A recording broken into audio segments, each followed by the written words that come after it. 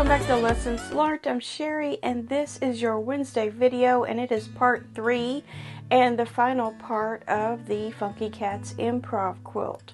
So along the way, if you haven't seen yet the other 2 videos, go back and watch those. They'll be linked in the description box.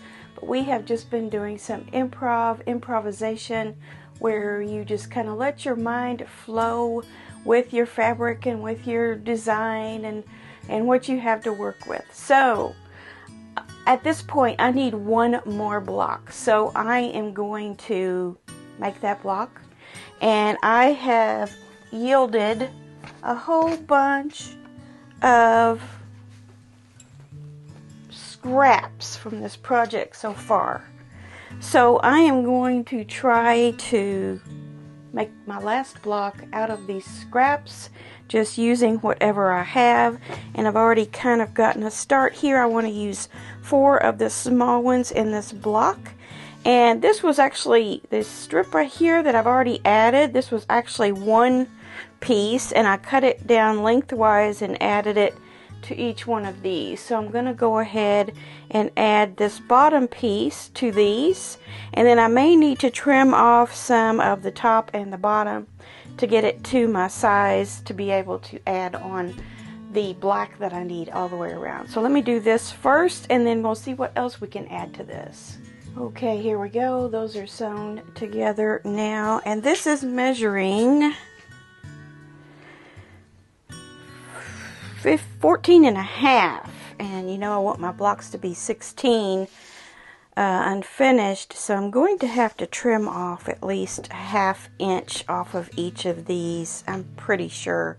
I'm just going to go ahead and do that because I know I'm going to need that extra little bit to get my black border on, and I may want to add something before that. We shall see. That's the fun of improv. Just kind of cut and design as you go.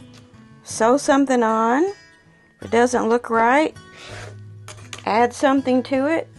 Cut something off. It's just a lot of fun. Let's see. There's another ½ inch off of this. And let's see what we can find in our stack here. Put these over here. And we have lots of black pieces. Maybe I can use some of those pieced together, or maybe not. Here's something. There's another one of these. Some of these are just pieces that I tried. I had cut the wrong size or something to that effect, and I ended up with a bunch left over. I still have a bunch of half square triangles as well, which those are time consuming. Not to say I don't have time to do that, but let's just kind of see what we have. Lots of squares there. So I'm wondering if I could just take some of my black pieces and some of these squares and just join them together and make something. That would almost go in the middle. Not quite. I could add some to it. What else do I have?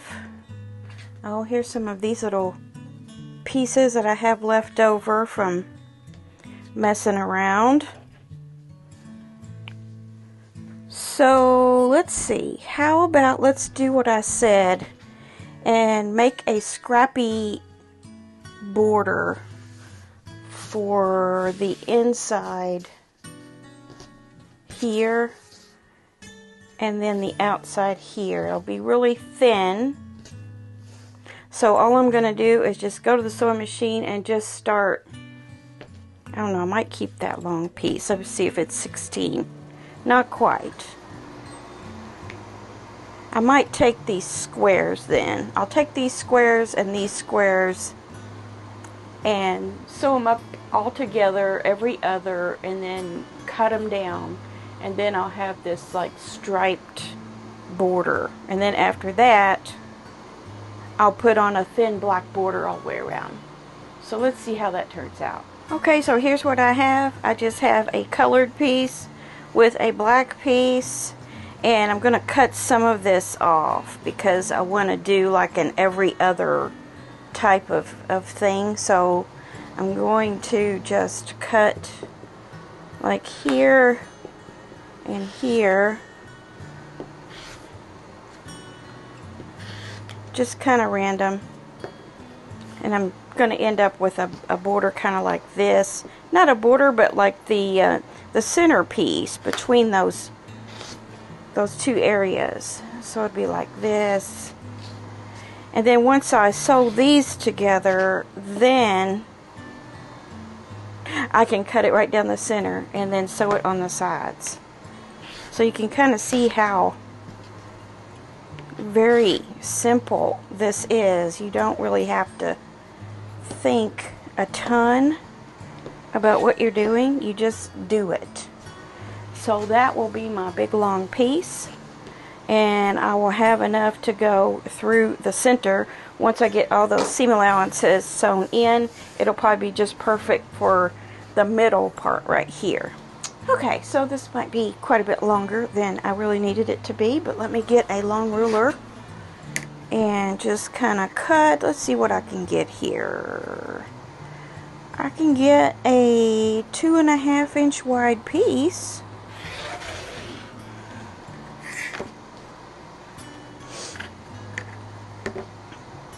And then we'll see what we can do with that. Okay. And let's do the other side.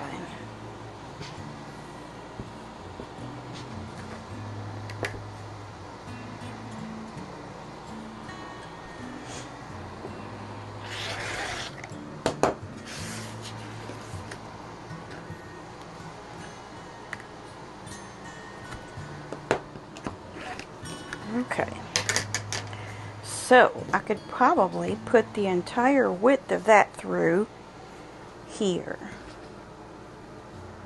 That'll be pretty cool, won't it? Let's just pull that down about right there. How does that look? If I cut those off, I think it'll look good if I leave color here and here, and that way when I put my black on, it won't be right. It will be next to a print and not a black. You don't have to really overthink it that much. But it is good to go ahead and cut it to the exact size that you need so that it fits well. Yeah. How's that look? Let's do it. A seam here, then I'll open that up, and a seam here.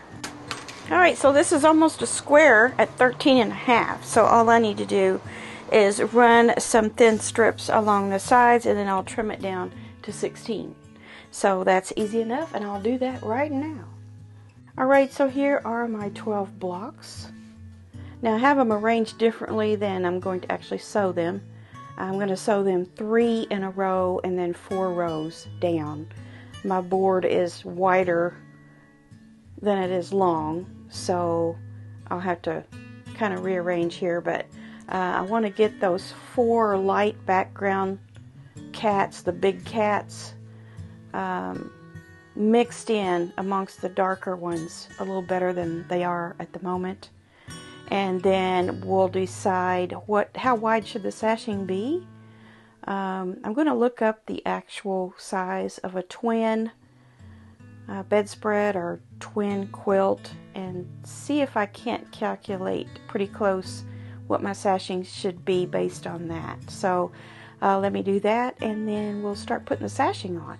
Alright, so rumor has it that the minimum for a twin is 58 by 85. And the maximum is 81 by 105. So I'm going to head towards the minimum, a little bit above the minimum. And if I do 3.5 inch sashings, I will come out with 59 by 73 before any sort of border is added on. So I think that's probably going to be good. Maybe I'll make my border a little bit wider so that it's long enough. Either way, it'll still make a nice big throw, even if you don't use it on a queen bed. So, I have 3 yards here, and that should be plenty to get my sashing out of. I'm going to go ahead and cut 3.5-inch strips. I'm going to cut this off even first. I've got some wonky ends here, and I do have this folded over. It's not very good practice to do that, but my sashing pieces are not going to cross the fold line down here, so it's not going to matter. Go ahead and even that off, and then just start doing my 3.5-inch pieces here. And an inch will be lost on each of width on each of these sashings. So they may look a little wide right now, but I think they're going to be the perfect size.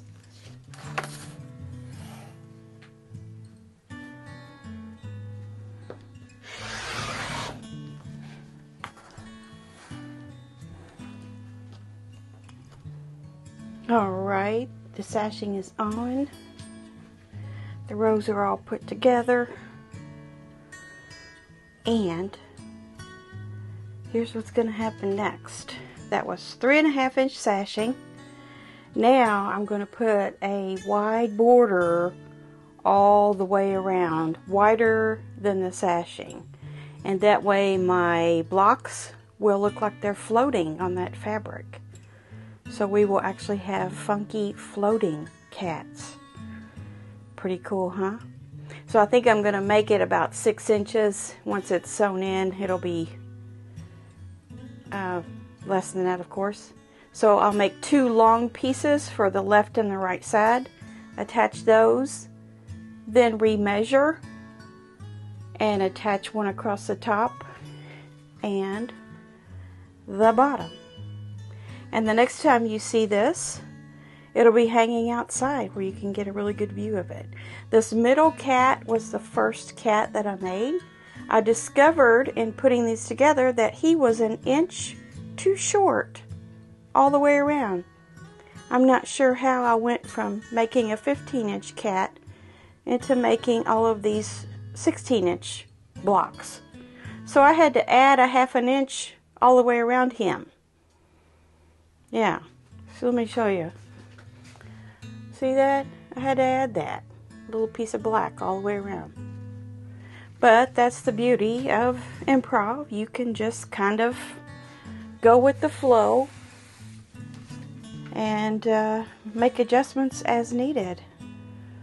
Other than following a pattern. If you did that in a pattern, it would be a disaster probably. So, yeah. Alright, let me get those big borders on and we'll be finished. Okay, here it is. Funky cats. I like this. I like how the blocks are kind of floating on there. And there's a lot of variety. And a lot of craziness with the piecing. The improv piecing. The cats are just kind of hiding out among the crazy. Alright. So, I forgot to measure this. I'll put that in the description box, what it measures as. But I think it's somewhere around 63 by 75, something like that. So, kind of a twin size, kind of a big throw. So, let's get a little closer look.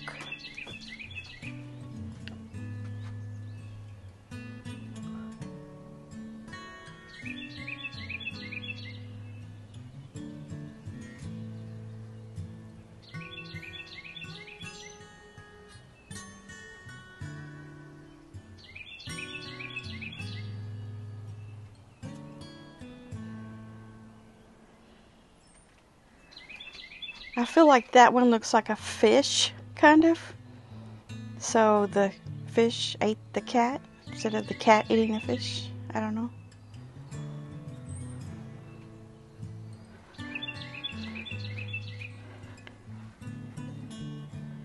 Okay, so you will see this later on at some point quilted up, and I'll probably put a black binding on it, or if I can still find that crazy fabric, colored fabric there, I'm sure I have enough for binding there.